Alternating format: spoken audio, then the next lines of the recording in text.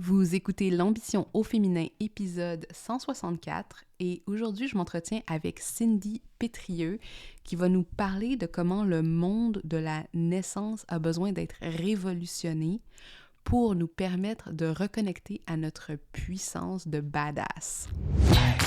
Mon nom est Tatiana Saint-Louis et j'anime l'Ambition au féminin, un podcast pour toutes les femmes pleines de vision, de talent et de drive qui désirent redéfinir le succès selon leurs termes et leurs conditions.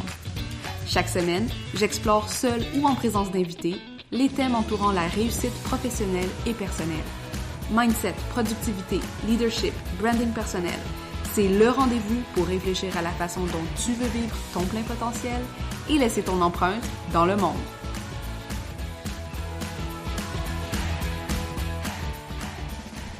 Salut les ambitieuses, comment vous allez aujourd'hui? J'espère que vous allez bien. Moi, ça va super parce que j'ai une super entrevue à vous présenter aujourd'hui avec une femme que je respecte énormément. Ça fait un certain temps, peut-être un an, un peu plus que ça, que je la connais. Peut-être que je suis dans les patates. Cindy m'excusera. Mais aujourd'hui, j'ai une conversation avec Cindy Pétrieux, qui est une personne extrêmement fascinante et que j'ai appris à connaître au fil des mois, autant dans mes programmes d'accompagnement, mais aussi dans sa propre pratique. Et ce que j'aime avec Cindy, c'est comment elle parle de sujets complexes avec précision, mais aussi avec une grande vision des différentes dynamiques oppressives qui existent dans le monde. Donc, je vous parle un petit peu de Cindy, puis après ça, je vous dis de quoi on discute dans cet épisode, et ensuite, ce sera à vous de découvrir cette belle conversation. Donc, Cindy est issue d'un milieu populaire et elle a évolué dans un milieu où elle a vécu de multiples violences dès l'enfance. Est-ce que c'est ce qui a nourri sa soif de justice? Peut-être, mais elle n'a pas attendu de quitter les bancs d'école de l'école primaire pour défendre les droits de ses camarades. À 10 ans même, elle était indignée par les méthodes éducatives oppressives d'une de ses intervenantes et elle organise très sérieusement un boycott des cours pour dénoncer la situation et réclamer une rencontre avec l'intervenante et la direction. Donc cet engagement dans la défense des droits ne va jamais la lâcher. En syndicalisme étudiant, initiation d'un mouvement national pour le logement, étudiant en France, travailleuse pour un organisme de défense des droits en santé sexuelle et reproductive au Québec. C'est suite à son expérience personnelle d'enfantement et de maternité qu'elle affûta son esprit féministe et commença à s'impliquer dans la défense des droits en périnatalité. Comme militante d'abord, puis comme entrepreneuse, parce que Cindy, elle est une accompagnante féministe autour de la naissance. Dans ses croyances, il y a le fait que la grossesse et l'enfantement constituent un rite de passage empuissançant largement sous-estimé parce qu'on a désapproprié les personnes premièrement concernées en les faisant enfanter sous l'autorité médicale. Que ce soit pour les futurs parents, les mères ou parents trans et non-binaires ayant enfanté, ou les professionnels en périnatalité, Cindy offre de l'accompagnement individuel et des espaces féministes de réempuissancement collectif afin de vivre ou d'accompagner ce passage de la mise au monde dans leur autorité personnelle. Et donc, toute cette dimension qui est à la fois militante, activiste, vraiment ancrée dans la justice sociale et amener ça dans le milieu de l'enfantement, le milieu des doulas, le milieu de la maternité. Pour moi, c'est une mine d'or de réflexion sur notre place de femme, sur notre place de personnes qui pouvons justement enfanter et de comment le pouvoir nous a été enlevé des mains à plusieurs reprises dans des lieux où justement on est le plus connecté avec cette puissance-là. Et la conversation qu'on a avec Cindy, on va discuter autant genre de pourquoi c'est ainsi, ça veut dire quoi une une naissance en puissance ou une mise au monde ou un accouchement en puissance. Et on va même parler de qu'est-ce qui arrive si on a été désempuissancé durant notre accouchement. Et Cindy, elle a de grandes connaissances et une grande sensibilité pour parler de toutes ces thématiques-là. Donc, j'ai super hâte que vous découvriez cette conversation et comme d'habitude, vos commentaires, vos réflexions sont toujours les bienvenus. Hello, hello Cindy, comment ça va? Bienvenue sur l'Ambition féminin. Merci, salut. Je suis contente de t'avoir avec nous. Aujourd'hui, on va parler de ton expertise et de ta vision qui est, je trouve qu'elle est quand même unique. Je pense que tu dirais la même chose peut-être, je sais pas, genre à quel point c'est répandu dans le milieu de la naissance, ce genre de vision. Mais avant qu'on commence dans le vif du sujet, je voulais te poser la question, c'est quoi pour toi l'ambition? Ah oui, j'avais oublié ça. L'ambition. L'ambition pour moi, c'est se permettre de rêver, d'aller vers quelque chose qui nous fait vibrer. Ouais, c'est tout. OK. Quelque chose qui vous fait vibrer. Puis qu'est-ce que, comment tu définis comment tu sais que quelque chose te fait vibrer? Je suis comme curieuse.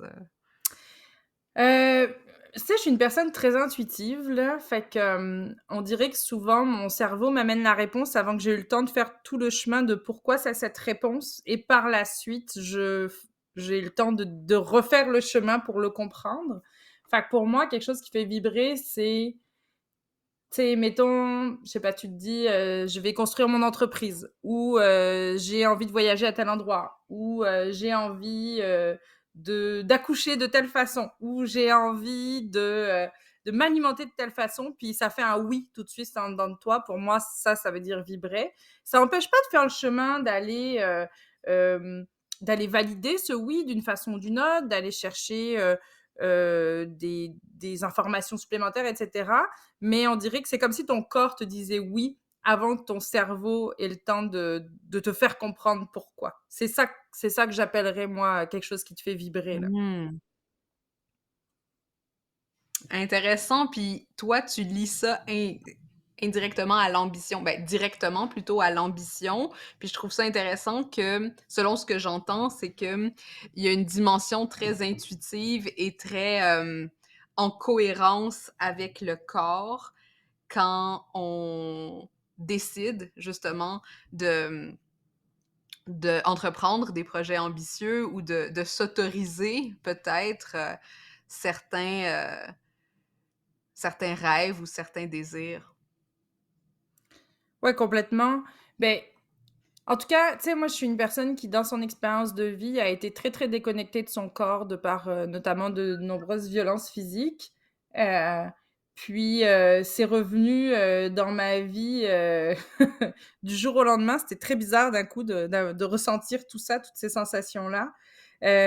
Puis c'est un moment où j'ai pris, une décision importante dans ma vie et c'est comme si justement le corps était comme: «OK, c'est là que ça s'en va». Et ouais, c'est même si je suis une fille très dans sa tête, souvent quand je ressens dans le corps, je sais que là, c'est vraiment la bonne affaire. Mmh, c'est vraiment intéressant, puis justement, ça mène à peut-être justement commencer à parler de notre sujet du jour.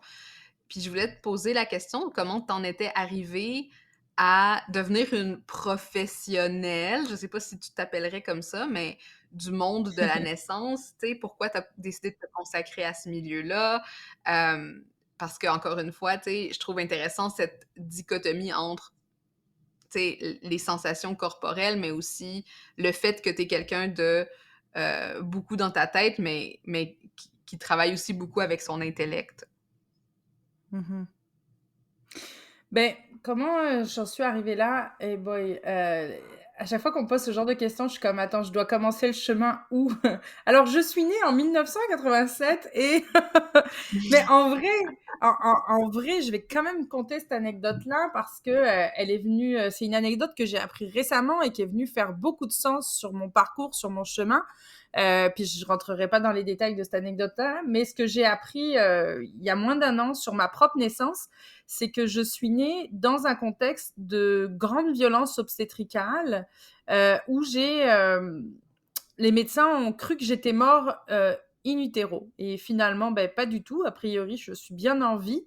Euh, et, euh, et ça, c'est quelque chose que j'ai su que récemment et qui est venu apporter beaucoup de sens à mon chemin. Moi, je suis devenue enceinte de façon tout à fait voulue la première fois, mais en même temps, ça s'est passé tout de suite. Donc, j'ai été un peu surprise. Puis, j'avais pas personne dans mon entourage qui avait de bébé, qui avait de grossesse, quoi que ce soit. Donc, j'arrivais dans un monde complètement inconnu. Et j'ai fait comme je fais souvent quand j'arrive dans un milieu très inconnu, je suis partie en exploration. Rapidement, j'ai pris des décisions. Faut savoir à ce moment-là que moi, je vivais en France, mon chum québécois vivait au Québec. Donc déjà, il y a une première décision à prendre qui traverse l'océan. C'est quand même une grosse décision. C'est moi qui ai traversé l'océan. Et, euh, et j'ai eu la chance, l'opportunité, le privilège de vivre une grossesse et un accouchement accompagnés par les sages-femmes au Québec et de vivre une naissance complètement, une mise au monde complètement extatique dans l'eau en maison de naissance. Puis moi, quand je suis ressortie de cette expérience le lendemain, hein, avec mon bébé dans les bras, j'étais comme, comment, comment ça se peut que on nous fasse passer pour des si petites choses, si fragiles. Puis je repensais à toutes ces scènes d'accouchement ou de début d'accouchement qu'on voit dans les films où les femmes ont l'air en panique, ont l'air en détresse. Ah! Et là, d'un coup, un homme héroïque arrive au ralenti faire le sauveur, alors qu'en fait, il a rien à faire. Puis moi, ce que je venais de vivre, c'était tellement ailleurs, c'était tellement dans un autre niveau de puissance que mon premier réflexe comme femme qui avant était militante dans les organismes syndicalistes, ça a été de comme, OK, il faut que ça se sache, il faut que j'aille m'impliquer dans un organisme. Donc, j'ai d'abord été plus en défense de droit, donc plus dans la militance autour de la naissance, donc dans les organismes d'humanisation des naissances, dans les organismes aussi qui luttaient contre les violences obstétricales et gynécologiques.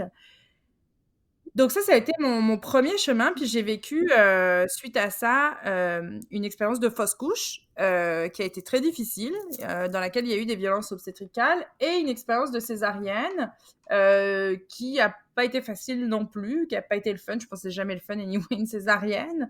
Et donc, suite à cet événement-là, parce que c'est quand même une césarienne que j'ai décidé, que j'ai demandé à m'amener à arriver dans le processus parce que j'en avais besoin, parce que c'était ça, c'était notre chemin. Euh, Suite à cette expérience-là, j'étais comme, OK, en fait, je travaille pour changer le monde, c'est super, mais en attendant, qu'est-ce qu'on fait ici et maintenant pour réduire les méfaits? Et donc, moi, je vois vraiment l'accompagnement à la naissance comme un outil de réempuissancement, de transmission, de recréer des liens de transmission qu'on a défaits en fait par la construction patriarcale et capitaliste de notre société. Mais je le vois aussi comme une approche de réduction des méfaits. Et je pense que, comme pour n'importe quel changement social, on a besoin d'avoir plusieurs postures. On a besoin d'avoir des gens qui militent, on a besoin d'avoir des alliés, on a besoin d'avoir des gens révolutionnaires qui vont faire de la désobéissance civile. On a besoin de gens qui ont des approches de réduction des méfaits. Donc c'est ça. Donc moi aujourd'hui, je continue d'agir en militance, mais aussi dans cette approche d'accompagnement qui pour moi est une approche de réduction des méfaits et d'empuissancement des personnes qui vivent ici et maintenant la grossesse et l'accouchement. Hmm. C'est vraiment intéressant, puis il y a plein de questions qui émergent en moi, puis j'ai envie de toutes te les poser en même temps. Mais euh, premièrement, je voulais juste noter à quel point c'est ça que je trouve vraiment unique dans ta façon d'approcher l'accompagnement à la naissance, c'est que comme la traditionnelle image qu'on a de la doula ou de l'accompagnement, c'est quelqu'un qui est tu sais, vraiment très douce, vraiment dans une espèce de cocon, genre de douceur, du moins genre dans mon espèce de stéréotype. Et quand Mhm. j'ai su que tu faisais ça, Et avec tout ton background militant et avec tout ce background anticapitaliste et féministe, tu sais, qu'il y a comme un justement, tu sais, toute cette force et puissance qui souvent est pas associée avec ce genre de milieu-là ou ce genre de d'événements dans la vie. Puis c'est ça que j'ai trouvé particulièrement intéressant dans ta façon d'approcher les choses. Ceci dit, je voulais savoir, tu sais, quand tu parles de réduction des méfaits, c'est quoi les méfaits dont tu parles? Puis pourquoi est-ce que c'est important d'agir justement au niveau, hem, ben, de ce moment dans la vie des femmes, qui est l'accouchement. Puis tu sais, ouais, c'est ça, genre, qu'est-ce que tu essayes ou qu'est-ce que tu penses qu'on devrait, conscientiser davantage qu'on ne fait pas encore? Il y a plein de questions dans ta question. Heu, Je sais. d'abord, effectivement, peut-être, peut-être clarifier, ce que j'appelle l'approche de réduction des méfaits parce que c'est une approche qui est très utilisée, par exemple, dans, tout ce qui est, accompagnement par rapport aux personnes qui ont des dépendances, à des drogues notamment, c'est utilisé dans différents milieux. C'est pas un terme qui est tant utilisé dans le milieu des naissances, mais puis là, je veux pas faire non plus l'histoire des naissances, mais on vit à une ère où il y a une surmédicalisation de la naissance. Puis quand je parle de surmédicalisation de la naissance, je dis pas qu'il faut enlever toute médicalisation, parce qu'évidemment, dans certains cas, c'est nécessaire. L'enjeu, c'est qu'aujourd'hui, par rapport à toutes les recommandations, scientifiques, il se trouve que les pratiques hospitalières, les pratiques entourant la naissance sont largement, surutilisées, par rapport aux recommandations, qui viennent des instances de santé. Donc l'enjeu de la surmédicalisation, c'est qu'on crée des problématiques à force de comme vouloir trop prévenir. Je donne un exemple, très concret, l'effet nocebo. Bon, tout le monde connaît l'effet placebo, tu prends une pilule, on te dit que ça fait quelque chose, en fait, elle fait rien du tout, puis ça fait quand même l'effet parce que dans ta tête, tu t'es dit que ça se faisait. Bon, je vulgarise, mais c'est un peu ça l'idée. Bah, l'effet nocebo, c'est, par exemple, tu as un suivi de grossesse où on va tout le temps être en train de dépister tout au cas où. Ben, ça va te générer du stress. Mais là, si tu es stressé, on le sait que ça te met pas dans les meilleures conditions pour vivre ta grossesse. On le sait que ça peut avoir des répercussions physiques. Et ça se peut que ça crée des conditions, y compris que tu n'aurais pas eu dans un autre contexte. C'est ce qu'on appelle l'effet nocebo. Puis, pareil, autour de la grossesse et de l'accouchement, il va y avoir aussi le fait de dire, ben là, on veut absolument surveiller, par exemple, le cœur fœtal avec un monitoring continu. On le sait que le monitoring continu, ce sont des études scientifiques qui le démontrent, que ça augmente les risques de complications parce que ça génère un environnement de stress à un moment où tu as besoin, physiologiquement parlant, de ne pas être dans le stress parce que tu as besoin de libérer de l'ocytocine, tu as besoin de libérer de l'endorphine pour que le processus puisse se faire. Donc, pour moi, l'approche de réduction des méfaits, puis bon, je donne ça, mais il y a un autre élément, c'est les violences obstétricales. On est dans une c'est pas parce qu'on met une blouse blanche puis qu'on ouvre la porte de l'hôpital, que d'un coup, médecin, infirmière, même sage-femme et cetera, hop, tous les préjugés s'envolent. On est là avec notre bagage, puis bon, moi, je suis pas de l'équipe, médicale, mais les personnes des équipes médicales sont là avec tout leur bagage qu'elles ont dans la vie. Donc, si elles ont des préjugés, elles vont les porter aussi dans cet espace-là. Par exemple, on parle du syndrome méditerranéen.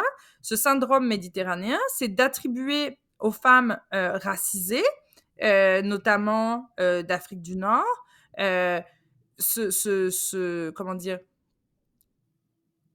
ce préjugé qu'elles se plaignent beaucoup plus, qu'elles sont beaucoup plus bruyantes que les femmes caucasiennes. Donc, on prend moins en compte leurs douleurs. Donc, on répond moins Mmh. à leurs besoins pour soulager la douleur. Puis d'ailleurs, le syndrome méditerranéen, c'est pas juste pour l'accouchement, hein, c'est pour tout dans la médecine. Ça aussi, c'est connu, c'est reconnu, c'est étudié scientifiquement. Donc, tous ces éléments-là, que ce soit les discriminations, les préjugés qui peuvent mener à des violences obstétricales, qu'elles soient physiques, verbales, psychologiques, mais aussi l'usage de la surmédicalisation, ça crée un contexte, en fait, qui n'est pas bénéfique pour la personne qui est en train d'accoucher. Et donc, pour moi, l'accompagnement à la naissance, la pratique de la doula, c'est d'accompagner la personne qui traverse ce passage-là, de le faire avec un esprit critique, avec une information la plus large possible, parce que pareil, dans les pratiques médicales, souvent, l'information qui va être donnée, c'est celle qui va dans le sens de la recommandation ou du conseil médical qui est donné, mais c'est pas forcément l'entièreté, ce qui devrait être, hein, pourtant, hein, légalement parlant, pour pouvoir parler de consentement éclairé. Donc, le rôle de la doula pour moi, c'est de permettre à la personne d'incarner son autorité, de développer sa confiance, de reconnecter à peut-être des intuitions, qu'elles soient corporelles, émotionnelles, pour pouvoir se prémunir, c'est malheureux, mais se prémunir de vivre de la surmédicalisation, de vivre des violences obstétricales. Et en même temps, ben, on peut pas le prévenir, dans le sens que la figure oppressive, ici, c'est pas la personne qui est en train d'accoucher, c'est la personne qui donne les soins.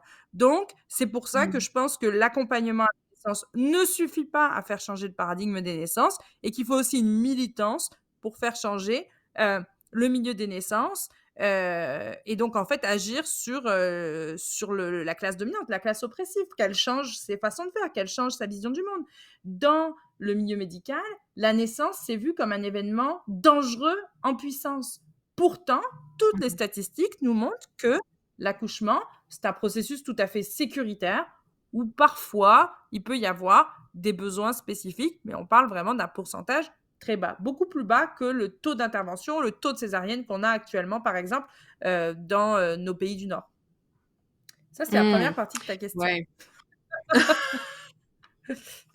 Non, mais avant peut-être qu'on passe à la deuxième partie, je sais pas, mais ça me fait penser aussi en tout cas, j'ai eu des moi aussi, accouché j'ai accouché en maison de naissance avec des sages-femmes, puis finalement, j'ai décidé à la Mmh. fin d'aller chercher l'épidurale, mais pour moi, cette prise de conscience, puis même si, bon, j'étais féministe et tout ça, mais elle s'est vraiment faite au niveau de mon expérience avec le corps médical dans un contexte, pas dans le contexte de la naissance. Fait que, tu sais, pour moi, c'est sûr que j'avais déjà des associations où j'étais peut-être un peu moins, tu sais, genre, j'avais comme vécu des événements traumatiques dans un contexte médical.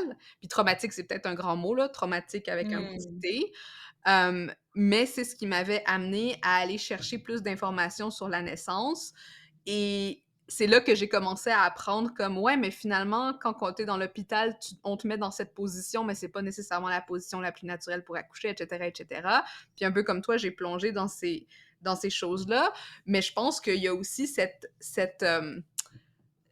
idée que, comme tu disais au début, la femme doit être sauvée, que la naissance est quelque chose de dangereux, que les seules personnes qui savent, c'est les personnes qui ont la blouse blanche, et donc de laisser aux autres notre autorité sur quelque chose qu'on devrait être qu'on est programmé génétiquement à être capable de faire. Fait que c'est ça, tu sais, comme t'écouter parler me faisait penser à cette réappropriation de notre autorité, mais aussi de notre corporalité, parce que notre corps, c'est des choses qu'on n'a pas eu à apprendre dans les livres, versus un médecin homme qui n'aura jamais Tout à accouché et fait. qui n'a pas ça de codifié dans, dans son génétique. Tu sais, lui, comment est-ce qu'il peut savoir davantage que nous qui accouchons depuis des millénaires? Salut les ambitieuses! Je fais une petite pause dans l'épisode pour te parler de quelque chose de vraiment important. On va pas se mentir, grâce au pouvoir du web et des réseaux sociaux, ça a jamais été plus facile qu'aujourd'hui d'avoir sa propre entreprise. Le défi, c'est d'y rester maître à bord, ancré dans ta vision, peu importe les tempêtes que tu vas rencontrer au fil des ans. Mais il faut pas non plus se faire d'illusions. Ton énergie est limitée, tu ne peux pas brûler la chandelle par les deux bouts, et pour continuer, tu as besoin de trouver un équilibre entre croissance et stabilisation. Et la clé vers cet équilibre, c'est la force de tes systèmes. Et croisant mes 7 années d'entrepreneuriat à faire croître mon équipe, mon plaisir et mes profits, je l'ai expérimenté au premier plan. Ce sont tes systèmes qui te supportent jour après jour pour que tu puisses enfin relaxer dans ton business, même quand le monde est sans dessus-dessous. Si je te parle de ça, c'est que le temps est venu de réouvrir les portes de mon programme signature Autopoiesis. Ce programme, c'est un hybride entre un mastermind et un parcours de développement entrepreneurial pour te faire guider dans les mécanismes les plus importants de ton business durable. Bye bye hustle, bye bye doute et découragement. Tu es devenu entrepreneur pour faire du bien à toi, à tes clients et à ceux qui t'entourent. Et là, on va optimiser chaque partie de ton entreprise pour y arriver.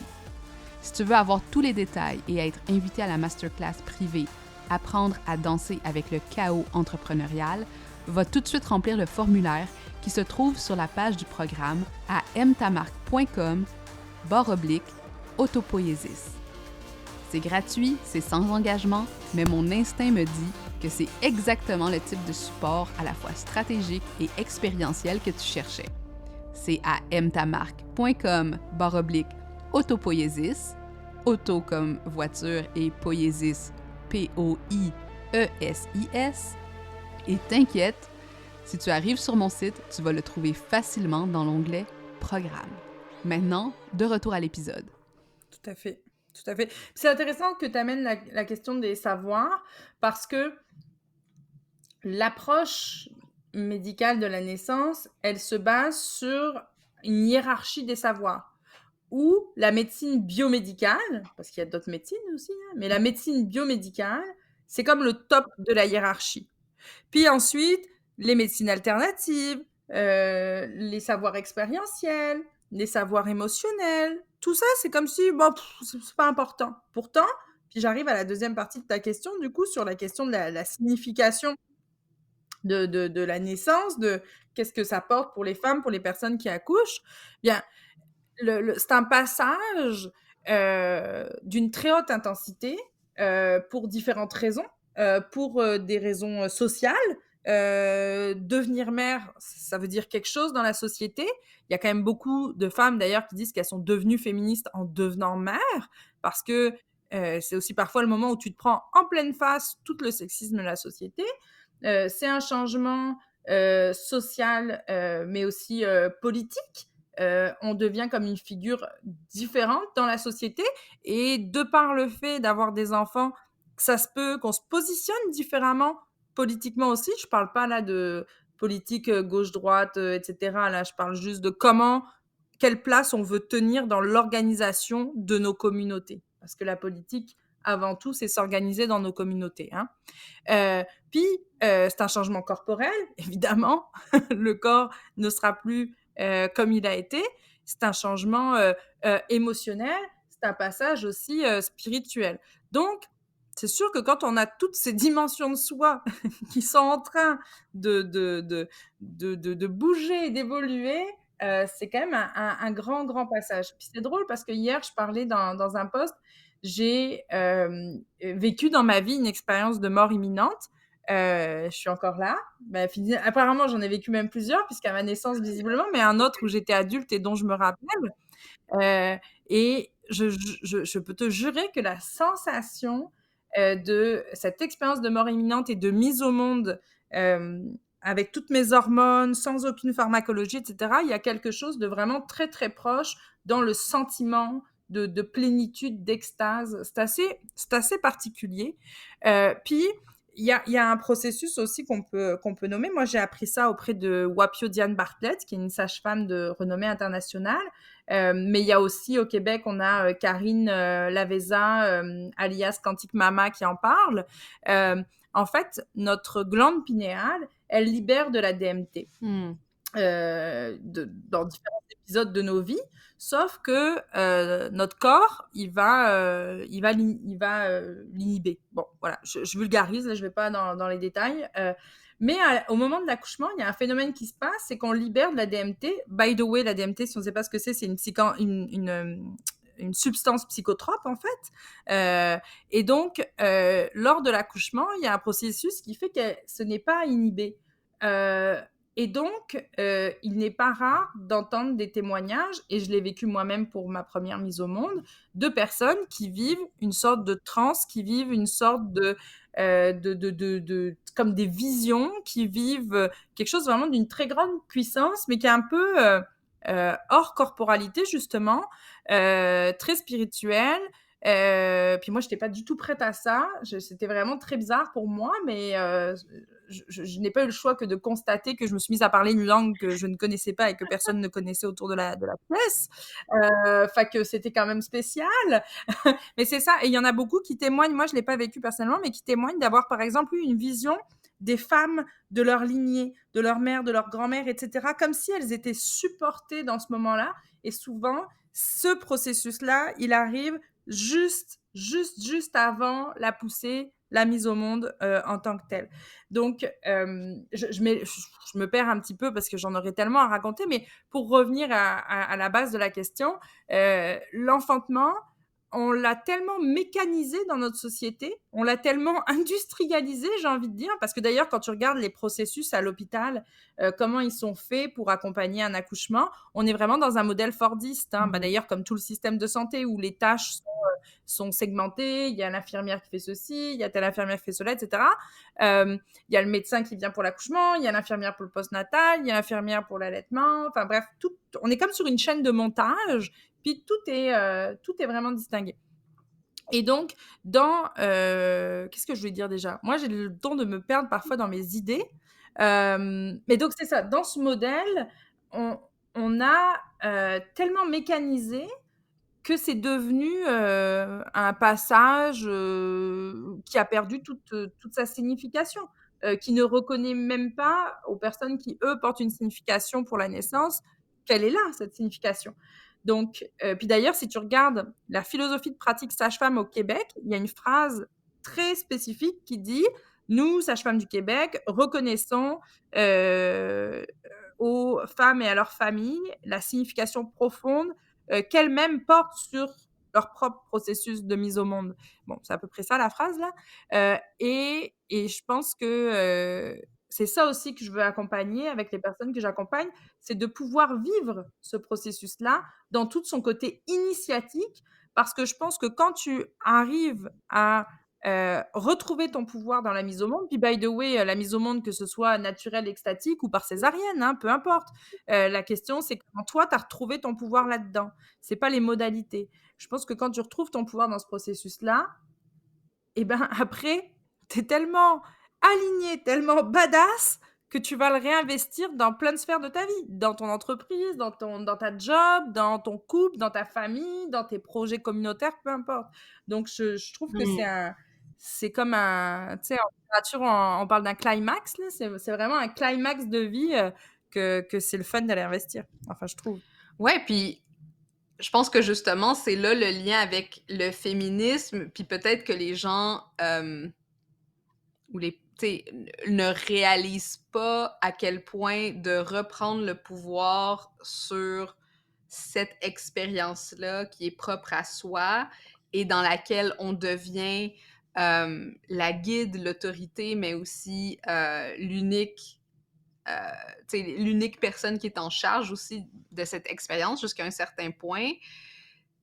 C'est là qu'il y a qu'il y a une transgression féministe du modèle régulier dans lequel on a été élevé. Puis je pense que, bon, tu sais, tu disais tantôt que certaines femmes deviennent féministes avec l'accouchement. Ben, même si on ne l'a pas conscientisé, si on est capable de se réapproprier cette puissance, ben, c'est là qu'on est capable de changer la perspective sur qui on est dans un système qui a été bâti pour nous rappeler que on n'a pas de pouvoir. Mais cette expérience nous ramène toujours dans ce pouvoir-là qu'on ne peut pas nous enlever jusqu'à un certain point. Ben oui, complètement. Ça nous ramène là. Si tant est que on ait eu le privilège, l'occasion, l'entourage qui nous permet de l'envisager autrement que comme on nous dit de l'envisager, parce que Tu sais, typiquement, là, quand tu as un suivi en clinique médicale ou à l'hôpital, les rendez-vous sont très rapides, tu pas vraiment le temps de poser tes questions, parfois tu es un petit peu ridiculisé dans tes questions. Moi, j'ai vécu un début de suivi à ma première, justement, par un gynécologue en France. Heu, ça a été la totale, quoi. J'ai été, ridiculisée, j'ai été frappée même, en fait. Ça, c'était quand même quelque chose. Elle a frappé mon ventre pour faire bouger mon bébé, mais j'ai tellement d'une force que j'ai figé. J'étais, je c'est ça, j'ai figé. Fait que fait que c'est ça, tu sais, parce que je trouve que puis tout à l'heure, tu disais: «Ah, j'étais surprise de voir que tu étais doula, en fait, avec tout ton background, militant et tout ça».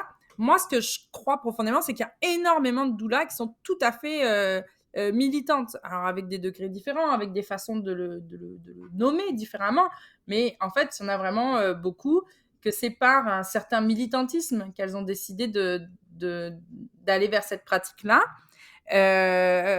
Mais peut-être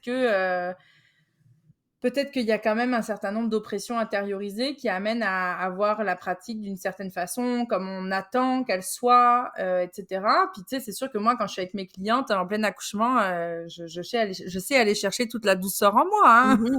Ah oui, j'en doute Mais, mais il y a Mais en revanche, je trouve qu'il y a beaucoup un discours de puissance, de retour à la puissance et cetera, qui peut vite être essentialiste. pas. Tu sais, genre, notre puissance de femme, notre nature, quand, les hommes et les femmes retrouvent leur rôle primaux et cetera, et ça, je trouve ça dangereux parce que, finalement, puis je comprends pourquoi certaines personnes passent par là pour se réempuissancer, mais finalement, on vient renforcer les stéréotypes, on vient renforcer le système dans lequel on est, alors que je crois que enfanter dans sa puissance, ça n'a rien à voir avec son essence féminine, autant que avec des processus physiologiques. Personne t'a appris à respirer, personne t'a appris à aller faire caca, et ton corps le fait. En fait, accoucher, c'est un peu pareil,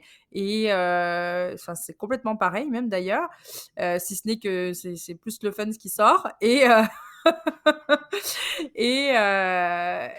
après ça, comment tu retrouves ta confiance en ton corps à le faire, quoi. Mmh. Ouais, puis justement, puis j'aime que tu fasses le point sur le danger de l'essentialisme parce que c'est sûr que quand on parle de ça, tu sais, peut-être qu'il y a certaines personnes qui ont eu des expériences pas optimales justement ou même traumatiques au niveau de leur accouchement ou qui ont décidé de pas avoir d'enfant ou peu importe là.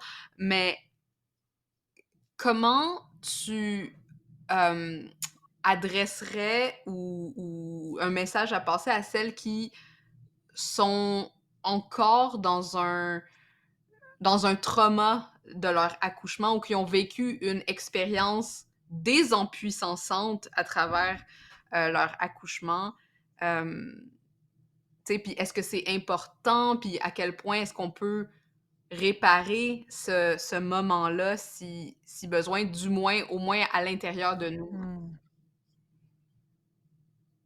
Mmh. Bah, c'est sûr qu'il y a plein de situations, différentes, mais j'ai envie de dire, je vous entends, je vous crois. C'est la première chose. Parce qu'on est tellement, quand on vit une expérience difficile, puis encore une fois, tout à l'heure, quand je parle d'accouchement en puissance, c'est pas une façon d'accoucher. Quand je parle d'accouchement difficile, c'est pas non plus, une façon d'accoucher. Il y a des filles qui vivent super bien leur césarienne, il y en a d'autres pour qui c'est l'horreur. Il y a des personnes qui vivent, super bien leur accouchement ultra rapide en 1h30. Il y en a d'autres pour qui, au contraire, ça a été très difficile parce qu'elles ont comme pas eu le temps d'arriver dedans, et cetera. Donc accouchement difficile, ça veut pas dire une modalité d'accouchement. Je veux vraiment mettre ça au clair, et on est très souvent, quand on nomme qu'on a vécu ça difficilement, que, ça a pas été comme on voulait, qu'il y a beaucoup de tristesse peut-être associée, qu'on pleure même, on se fait toujours retourner d'un revers de la main par cette fameuse phrase que je ne supporte plus, que je ne supporte pas, «Le plus important, c'est une maman et un bébé en santé». Mmh. OK. Et ma santé mentale, t'en fais quoi? Tu sais? Fait que, il y a vraiment, je cherche le mot depuis tout à l'heure, mais c'est décrédibiliser, en fait. Mmh. Puis pareil, une femme qui va avoir vécu un accouchement hyper rapide, mais du coup, elle l'a mal vécu parce que, pour X, Y raison, ben là, tu as eu l'accouchement parfait, tu as eu l'accouchement de rêve, plains-toi pas. Enfin, on dirait que, quelle que soit la sorte d'accouchement qu'on a eu, quand on l'a vécu de façon difficile, on n'est pas cru, on n'est pas entendu. Puis là, tu tu allais un peu vers comme des pistes de solutions quand ça a été difficile. Je pense que la première étape, c'est, de trouver autant que peut se faire, des personnes qui vont juste nous entendre et nous écouter. Juste ça, déjà. C'est un espace où on peut sortir ce qui est là, sortir, ce qui nous touche émotionnellement. Il y a quand même des super beaux espaces pour ça. Il y a des doulas qui font des cercles, d'accouchement difficile. Il y a des organismes à Montréal, je pense à Alternative Naissance, qui fait des groupes de parole, je pense à tous les trimestres, peut-être même à tous les mois, en tout cas sur l'accouchement difficile. Moi, je l'avais fait personnellement après ma césarienne, ce groupe de parole et ça avait pas été un processus facile, mais ça a été, puis j'avais déjà fait un bout de chemin avant, mais ça a été vraiment puissant. Puis, il y a des choses, hein, qu'on peut envisager aussi, ce qu'on appelle, par exemple, la refacilitation de naissance. L'idée, c'est, je vais vulgariser un peu, dans une sorte de relaxation guidée, de visualisation guidée, de revivre la naissance, l'accouchement, mais au moment où ça a chaviré, de poursuivre l'histoire de la façon dont on l'aurait désiré, plutôt que la façon dont ça s'est passé et de revivre la naissance. Puis c'est vraiment fucké le l'affaire. Moi, quand j'ai fait une refacilitation de naissance, puis, écoute, j'ai eu comme des contractions, là, j'ai ressenti des contractions. C'était vraiment, c'était fou. C'est mon amie sage-femme qui me l'avait facilité. Puis évidemment, bébé n'est pas là à ce moment-là, donc bébé était dans ses bras et au moment comme de la naissance dans la refacilitation, elle avait entre-temps, j'avais rien entendu, elle avait entre-temps déshabillé bébé, puis elle me l'avait présenté, puis c'est comme si je l'accueillais à nouveau. Puis moi, ce qui avait été traumatique dans mon expérience, c'était, de pas avoir pu accueillir mon bébé comme je voulais. Encore plus que le fait d'avoir une césarienne, parce que quand il me l'avait mis sur moi pour faire du pot à pot, ce que j'avais demandé, je tremblais tellement à cause de la anesthésie.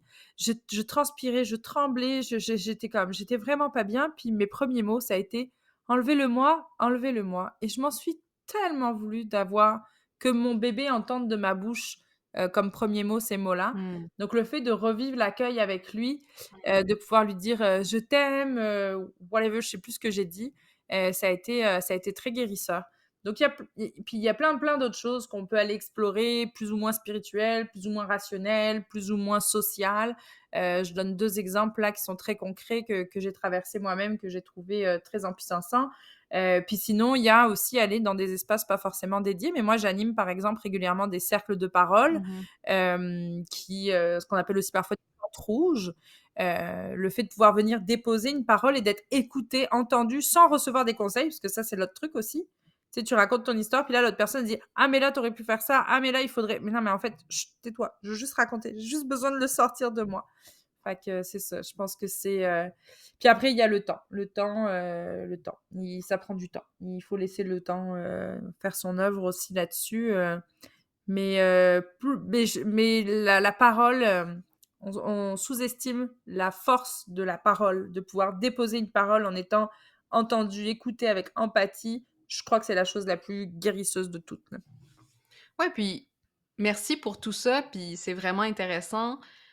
Puis je pense que aussi cette, tu sais, enlever le secret autour, des accouchements, tu sais, puis de remettre ça dans un collectif, qui est supportant. Puis tu sais, tantôt quand tu parlais genre de la vision de la lignée de femmes, tu sais, je trouve que du moins moi, mon expérience, ça a été de pas avoir moi, ma mère, elle a eu 2 césariennes, puis ça a été ça. Fait que j'ai pas eu nécessairement une communauté de femmes qui m'a préparée pour ça, puis c'est ça que je suis allée chercher, moi, chez les sages-femmes, puis dans ces milieux-là, de me sentir que je faisais partie d'une communauté qui pouvait m'initier là-dedans aussi un peu, hem, sans que j'aie à tout apprendre dès le début et je trouve que ce que tu viens ajouter aussi, c'est, ben, qu'il vient aussi nous soutenir après l'événement parce que c'est pas vrai que quand le bébé sort, ben, c'est la finalité puis que that's it, that's all, là. Il y a comme tout un Mmh. processus de devenir aussi. Puis là, on en parlera pas parce qu'on n'a pas le temps, Mmh. mais pour moi, il y a eu, j'ai découvert le mot matrescence que je ne connaissais pas pendant, hem, après l'accouchement. Puis juste pour ceux qui écoutent, tu sais, moi, comment je le comprends vraiment de façon très simple, c'est dans l'adolescence, il y a un changement d'identité. Ben, lors de la maternité, il y a un changement d'identité qui s'opère, puis ça peut être tout aussi difficile que ce qu'on aurait vécu, dans d'autres moments de transformation identitaire. Puis ça m'a vraiment ouvert à rechercher des espaces où il y avait d'autres personnes qui étaient capables de me parler de cette, tu sais, de cette chose-là dont personne ne parle publiquement, j'ai l'impression, tu sais. Mmh. Mmh. Tout à fait, tout à fait. Bah, d'ailleurs, c'est vraiment ça que je fais avec le cercle des badass là, qui est un cercle, de mères, une communauté de mères, féministes parce que, moi, ce que j'ai trouvé difficile dans cette période j'aime pas le mot matrescence là, mais bref, dans cette période-là, c'était oui, connecter avec des mères, je l'ai fait beaucoup. Moi, je crois beaucoup, qu'il faut collectiviser nos expériences pour être capable d'avoir un pouvoir dessus. Donc, je l'ai fait beaucoup, mais ça résonne. Tu sais, je rencontrais beaucoup de femmes avec qui ça résonnait pas forcément, quoi. Euh, Moi, je suis une militante, je suis une personne qui s'intéresse beaucoup à la politique, Mmh. je suis très féministe, dans le sens que c'est un sujet qui m'anime au quotidien. C'est ça, je trouvais pas beaucoup de personnes avec qui il y avait un fit. Et donc, c'est ça qui m'a poussée aussi à créer le Cercle des Badass, c'était de créer une communauté de mères qui vit sa maternité en se questionnant sur les questions d'égalité, que ce soit pour soi-même dans son couple, dans sa communauté ou pour l'éducation de ses enfants, qui se questionne sur l'impact justement du patriarcat sur nos trajectoires, sur nos maternités et comment est-ce qu'ensemble on peut aller se libérer d'un certain nombre d'oppressions intériorisées, d'un certain nombre d'oppressions non intériorisées aussi, pour pouvoir réinventer nos modèles de façon plus alignée pour chacune et pour toutes ensemble. Mmh. Ouais. Puis juste peut-être comme pour clore, cette conversation, j'aimerais ça peut-être que tu nous dises comment toi tu navigues à travers tes différentes identités en puissançante. Parce que moi, une chose qui m'a souvent, hem, j'ai jamais voulu tu sais, comme justement me «réduire» entre guillemets à l'identité de mère, si bien que, tu sais, j'ai jamais rejoint des cercles de mères en affaires ou des choses comme ça, puis j'ai jamais voulu non plus, hem, mettre cette partie de moi de l'avant, dans mon brand ou dans mon entreprise et même quand que je rencontre des gens, des fois, je réalise que les gens vont me dire: «OK, j'ai genre tant d'enfants puis tout ça comme ça», puis moi, parfois, ça me vient même pas à l'esprit de partager, c'est quoi ma situation familiale. Et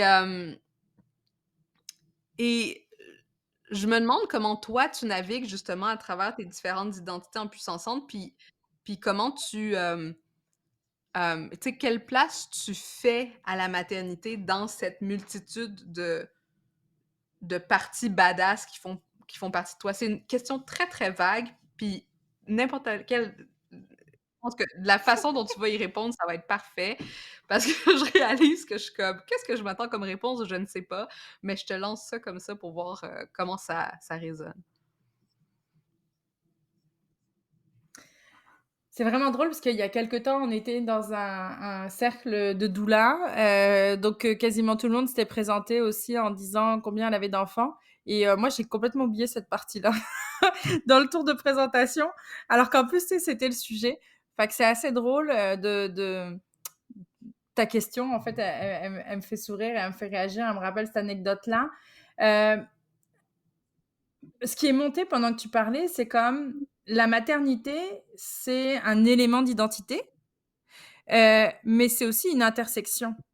C'est-à-dire que, comme femme dans la société qui n'a pas d'enfant, versus une femme dans la société qui est mère et qui en plus, ça peut même être additionné cette identité-là, ça peut être mère solo, ça peut être, mère mono, ça peut être, mère racisée mono, enfin bref, c'est une intersection d'identité qui veut pas, amène aussi à vivre, certains systèmes d'oppression, certaines discriminations. Donc, moi, ma maternité, je te dirais que, au-delà de la vie, courante à tous les jours avec mes enfants, je dans les espaces dans lesquels je suis, je la je la conceptualise vraiment comme ça, comme une intersection, et que, du coup, il y a nécessairement des, je cherche mon mot, mais il y a des actions à prendre pour mieux l'intégrer à la réalité. Je donne un exemple très concret. Moi, je me suis toujours promis que je m'interdirais et que je m'empêcherais rien parce que j'ai des enfants. Plusieurs fois, je suis allée à des colloques avec mes enfants, bon, rarement avec les trois en même temps, là, mais au moins avec un, mettons, notamment quand ils étaient tout bébés, parce que ça s'y prête bien quand ils sont tout bébés, anyway, ils sont au sein où ils dorment, fait que ça dérange pas beaucoup. Hein. Puis je voyais souvent quand j'arrivais les regards des gens un peu comme oh my god, mais voyons, tu sais, parce que je demandais jamais la permission d'avance. Ça, c'est un truc hein, de base, ne pas demander la permission. Parce que si tu demandes la permission, tu t'attends à pouvoir recevoir un non. Si toi, tu veux pas recevoir de non, demande pas la permission. Enfin, j'allais avec mes bébés, je demandais rien à personne. Et, souvent, ce qui se passait à la fin du colloque, on venait me voir en disant oh mon Dieu, qu'est-ce que tu es courageuse, ouh là là, ça m'a fait questionner sur la place des enfants dans notre société, ou oh, tu sais, et donc, en fait, y compris ma maternité, je vais la vivre comme, pour moi, un geste politique. Pareil avec mon accouchement dans la cité, ma dernière, j'ai décidé de m'émanciper du suivi médical de grossesse. J'ai arrêté mon suivi sage-femme. J'ai accouché chez nous avec mon chum, pas de médecin, pas de sage-femme. C'était un cheminement avant tout personnel, mais évidemment que dans les sphères peut-être un peu plus publiques, que ce soit sur les réseaux, ou que ce soit dans des podcasts ou whatever, je l'assume et évidemment comme un geste profondément politique et féministe. Donc c'est comme ça que je la vis, ma maternité. Puis en même temps, je trouve important parce que parfois on se fait une image de la mère féministe qui est la mère qui néglige ses enfants, etc. Souvent les gens sont surpris de voir que j'ai un maternage assez Mm. proximal. Ma grande fille, elle a été sevrée à 5 ans, mon fils à 30 est encore, j'ai fait beaucoup de portages, qui sont des choses qu'on retrouve souvent plus dans la sphère du féminisme essentialiste, justement dans le milieu de la maternité. Fait que Mhm. voilà, j'aurais pu parler encore de plein d'autres choses, des éléments de réponse. Je pense que ce que profondément je souhaite pour moi et pour d'autres, c'est que on puisse vivre nos maternités comme on l'entend, que ce soit critiqué par d'autres féministes ou critiqué par des anciens essentialistes ou par des vieux mon oncle. Peut-on juste vivre comme on a envie de vivre nos maternités, dans notre propre intérêt et celui de nos enfants, et aller... L'expression qui monte, c'est celle que ma sœur dit toujours. Allez leur dire d'aller se faire cuire le cul. Je pense que c'est la meilleure phrase de fin de podcast qu'on a eue depuis le début de cette émission. Donc, je vais pas rajouter quoi que ce soit à ça. Cindy, merci infiniment pour cette conversation. Dis-nous où tu es active pour qu'on puisse te suivre et te découvrir si c'est la première fois qu'on t'entend, ou du moins communiquer avec toi. Si jamais on veut un suivi un suivi doula ou autre, autre chose, avec des belles conversations avec toi. Et il y a plein de places où on peut me trouver. Le gros avantage que j'ai dans la vie, c'est que je suis la seule Cindy Pétrieux au monde. Enfin, que tu tapes Cindy Pétrieux sur Google, anyway, tu vas tomber sur moi. Ça, c'est quand même génial. C'est genre, j'ai fait une belle job de Yes. CEO, là, tu sais.